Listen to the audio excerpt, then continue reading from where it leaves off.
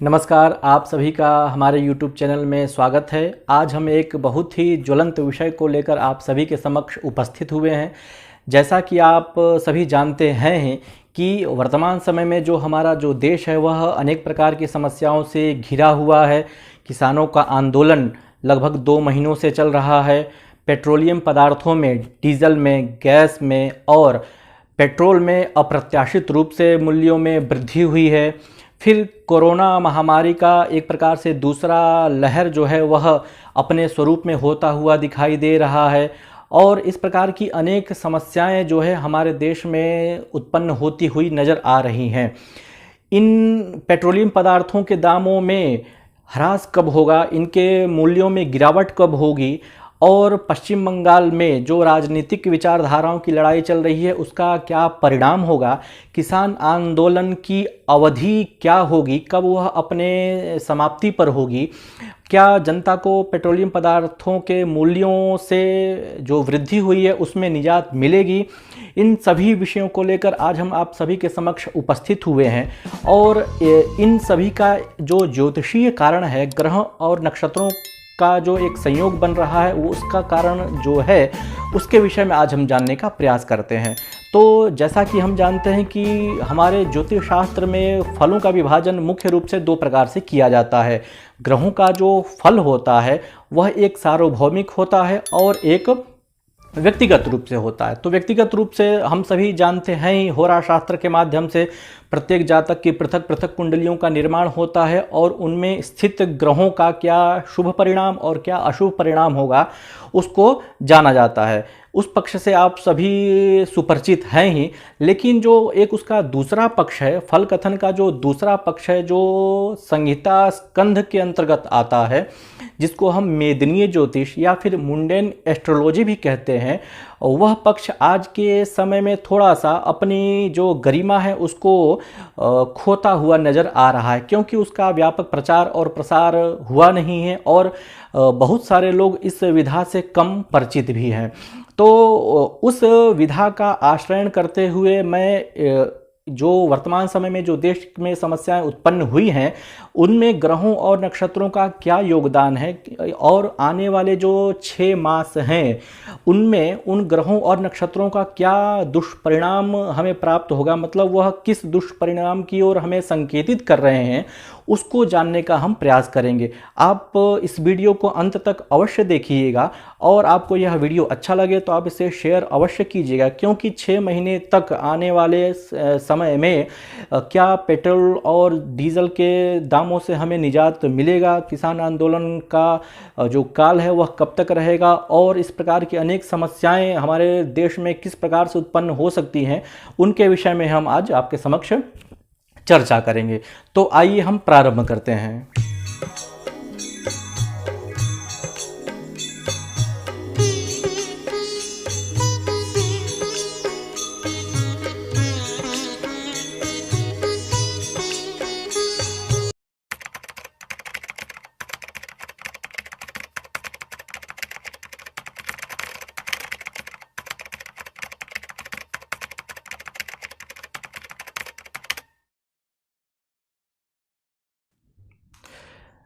संहिता ग्रंथों की जब हम बात करें तो भद्रबाहु संहिता, बृहत संहिता और मयूर चित्रक इत्यादि अनेक ग्रंथ ऐसे आज भी अपने अस्तित्व को लिए हुए हैं जिसके माध्यम से किसी भी देश में होने वाली घटनाओं का सही तरह से आकलन किया जा सकता है।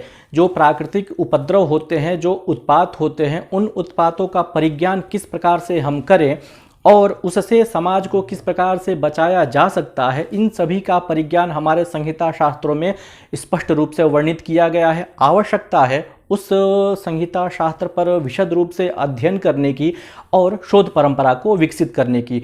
उसी में का 1-2 उदाहरण मैं आपके समक्ष उपस्थापित कर रहा हूं उन्हीं तथ्यों को लेकर के, और उस पर अनुसंधानात्मक दृष्टि रखते हुए मैं उन तथ्यों को और शास्त्रीय प्रमाणों को आप सभी के समक्ष उपस्थापित करूंगा और आप आगामी 6 मास में वह संभावित जो घटनाएं हैं आप उसको घटित होते हुए देखेंगे और हमारी जो शास्त्रीय परंपरा है, जो वैज्ञानिक परंपरा जो प्राचीन काल से चली आ रही है, उस पर आपको विश्वास करना पड़ेगा। ऐसी स्थितियां अवश्य बनेंगी। तो जब हम चर्चा करते हैं कि तो ग्रहों और नक्षत्रों का जो एक विशेष संयोग होता है अथवा ग्रहों का और ग्रहों का मतलब 2 ग्रहों का या 4 ग्रहों का जो एक विशेष संयोग होता है, उस संयोग से एक प्रकार की विषमताएं समाज में या राष्ट्र में उत्पन्न होती हैं। अभी विगत दिनों में 6 ग्रहों का संयोग लगा हुआ था, फिर इसी प्रकार का एक विशेष संयोग बनता हुआ नजर आ रहा है जो 22 फरवरी से लेकर के 14 अप्रैल तक रहेगा। हम बात कर रहे हैं राहु और मंगल की जो युति 22 फरवरी से बनी है, उसका क्या सुखद परिणाम या क्या उसका दुखद परिणाम हमें प्राप्त होने वाला है, इसके विषय में हम चर्चा करेंगे। आधुनिक ज्योतिषी जो हैं राहु और मंगल की युति को अंगारक योग से जानते हैं। अंगारक नामक योग बनता है, उस नाम से उसको जानते हैं। प्राचीन शास्त्रों में मेरे दृष्टिकोण में अभी तक कोई ऐसा प्रमाण उपलब्ध नहीं हुआ है। यदि आपको दिखाई देता है तो आप हमें अवश्य सूचित कीजिएगा। हाँ, राहु और मंगल की युति को अशुभ अवश्य कहा गया है, लेकिन उसको अंगारक से संबोधित नहीं किया गया है।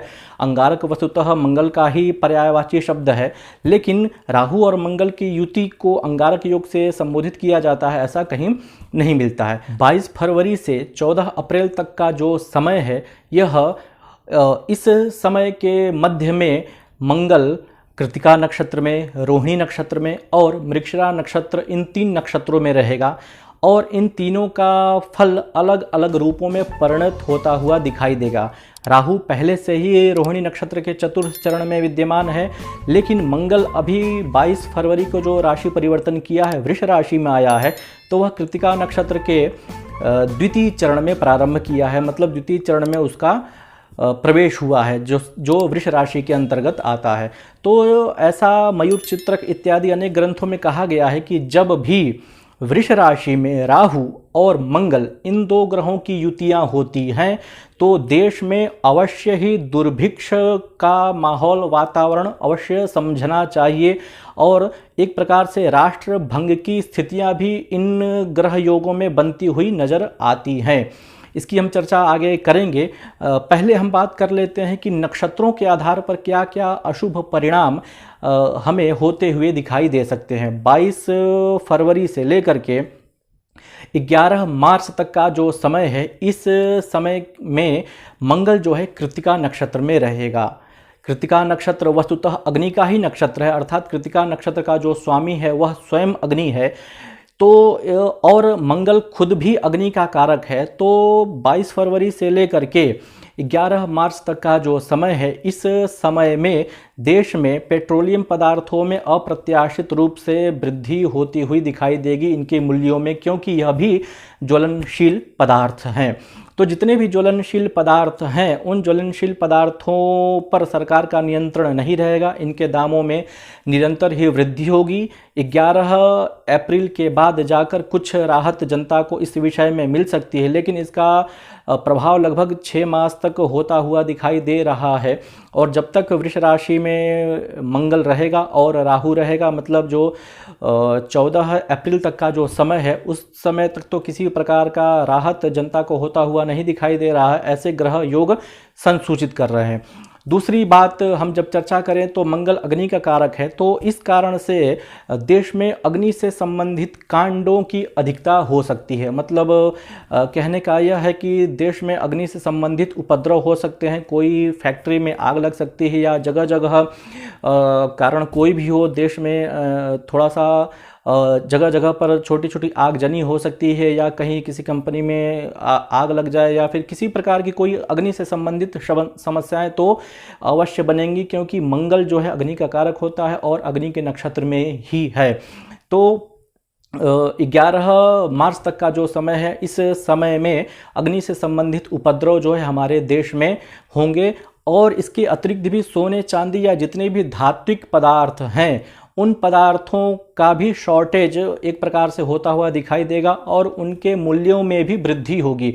मतलब सोने के दाम बढ़ेंगे, चांदी के दाम बढ़ेंगे और जितने भी खनिज पदार्थ हैं, कोयला इत्यादि जो भी खनिज पदार्थ हैं जो भूमि से संबंधित होते हैं, उन सभी के दामों में भी अप्रत्याशित रूप से वृद्धि होगी या फिर उनसे संबंधित किसी भी प्रकार का वाद या विवाद लेकर के, उस विषय को लेकर के देश में होता हुआ दिखाई दे सकता है। जैसे कोयले को लेकर के किसी प्रकार का विवाद हमारे सामने आ सकता है, या फिर कोई सा भी जो धात्विक पदार्थ है या उनसे संबंधित जो भी उद्योग धंधे हैं, उन सभी को लेकर के हमारे देश में किसी प्रकार की समस्याएं आपके समक्ष होती हुई दिखाई देंगी जब तक मंगल और राहु वृष राशि में रहेंगे।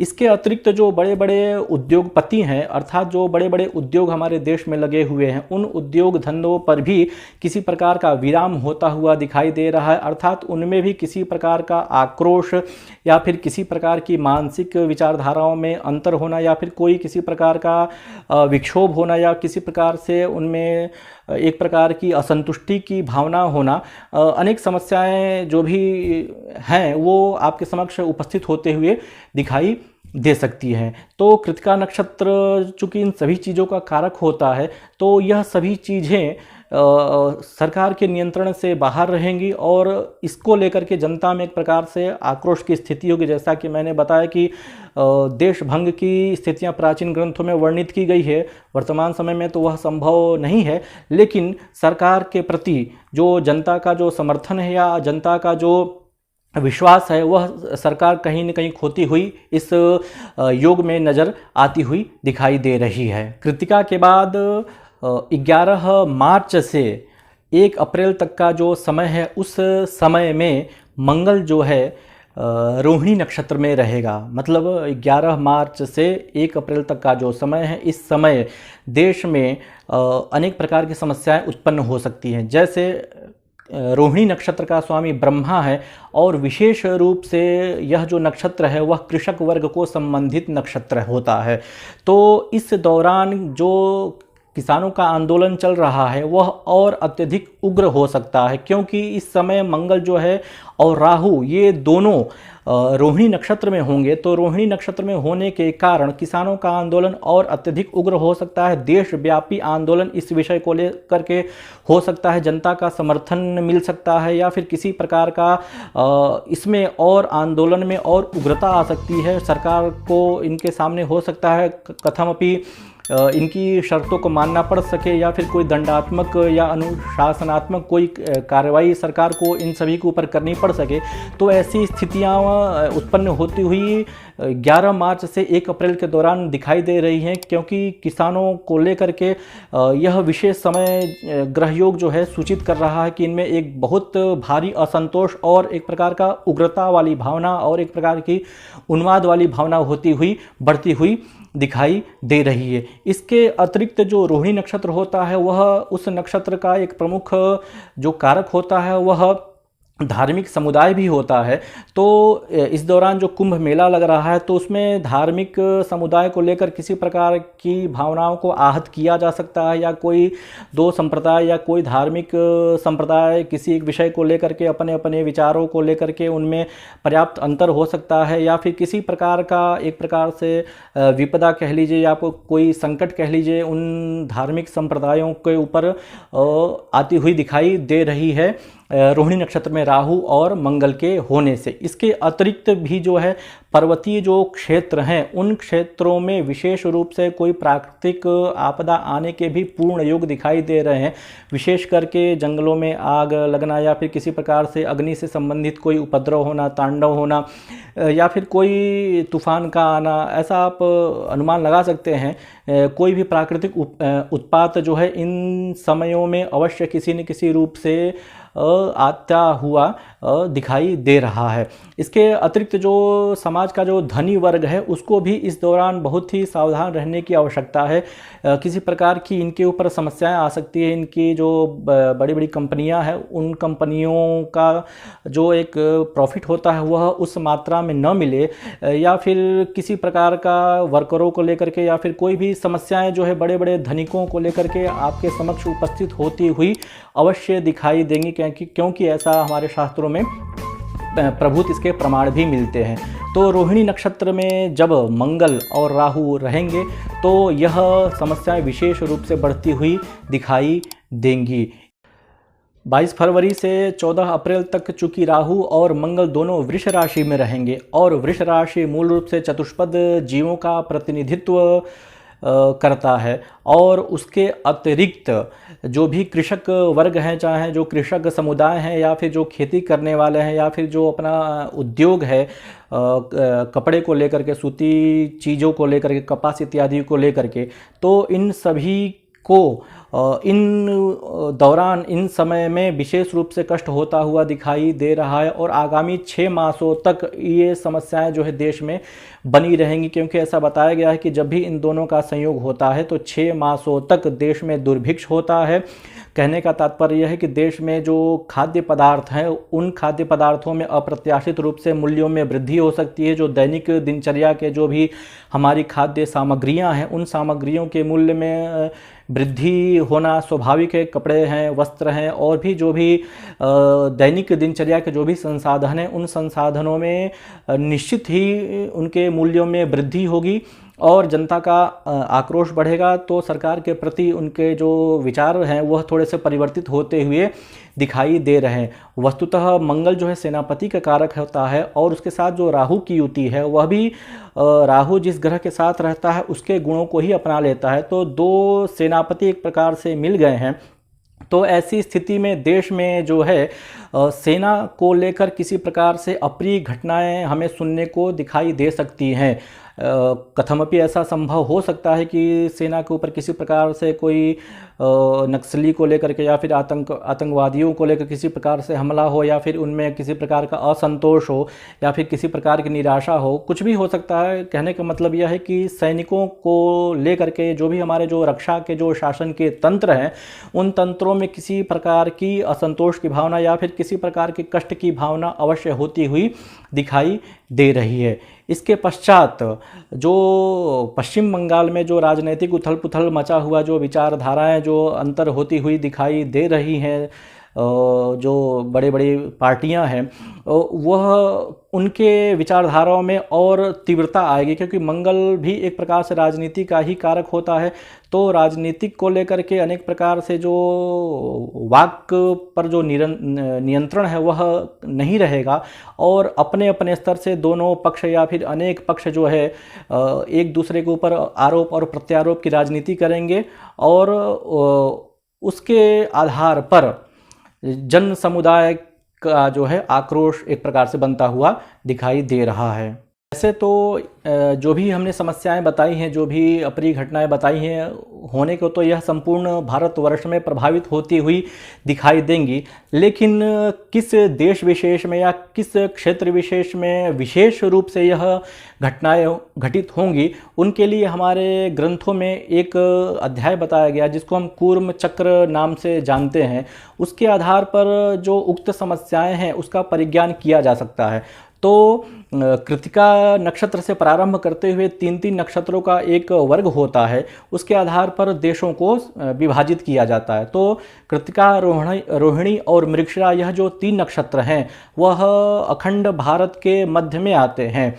वर्तमान समय में भारत का विभाजन हो चुका है, लेकिन जो भारत की जो प्राचीन जो महाभारत कालीन 16 जनपद थे उनमें जो भारत का जो मध्य खंड था, हम बात करेंगे उत्तर प्रदेश की, मध्य प्रदेश की, छत्तीसगढ़ के पश्चिम इलाके की और जो हमारे उत्तर के जो प्रांत हैं और पश्चिम में जो गुजरात का जो पूर्वी प्रदेश है, महाराष्ट्र का जो उत्तरी प्रदेश है, तो इन सब को मिलाकर के जो हमारा एक जो मध्य देश बनता है, सामान्य शब्दों में कहें तो नर्मदा के उत्तर तट और गंगा का जो दक्षिण तट है, इन दोनों के मध्य में जो भी देश आते हैं उनको एक प्रकार से मध्य देश से संबोधित करना चाहिए। तो इन देश विशेषों में ही जो उक्त समस्याएं हैं वह विशेष रूप से प्रभावी रहेंगी। दिल्ली हो गया, राजस्थान हो गया, चंडीगढ़ हो गया, हरियाणा हो गया इत्यादि जो भी स्थान हैं उनमें यह समस्याएं विशेष रूप से प्रभावित होती हुई दिखाई देंगी। और प्रभावित होने के कारण संपूर्ण राष्ट्र पर, संपूर्ण भारतवर्ष में इसका दुष्प्रभाव होता हुआ दिखाई देगा। तो इस प्रकार से हमने जाना कि मंगल और राहु की युति जब हो तो देश में किस प्रकार का अशांति का वातावरण फैलता है, राजनेताओं की जो एक छवि है वह धूमिल होती हुई दिखाई देती है, राष्ट्रभंग की संभावनाएं बनती है। अर्थात ऐसा भी हो सकता है कि कहीं कुछ स्थानों पर मध्यावधि चुनाव हो या फिर सत्ता का परिवर्तन हो जाए। तो अनेक समस्याएं या फिर अनेक प्रकार की जो घटनाएं हैं वह विगत 6 मास के अंदर होती हुई दिखाई दे रही हैं शास्त्रों के अनुसार। तो आपको यह वीडियो कैसा लगा आप हमें अवश्य सूचित कीजिएगा और अपने जो सुझाव हैं कमेंट बॉक्स के माध्यम से हमें ज़रूर सूचित कीजिएगा। आप हमारे चैनल को अवश्य सब्सक्राइब करें और अच्छा लगे वीडियो तो शेयर इसको अवश्य करें। फिर नए विषय को लेकर आप सभी के समक्ष हम उपस्थित होंगे। तब तक के लिए नमस्कार।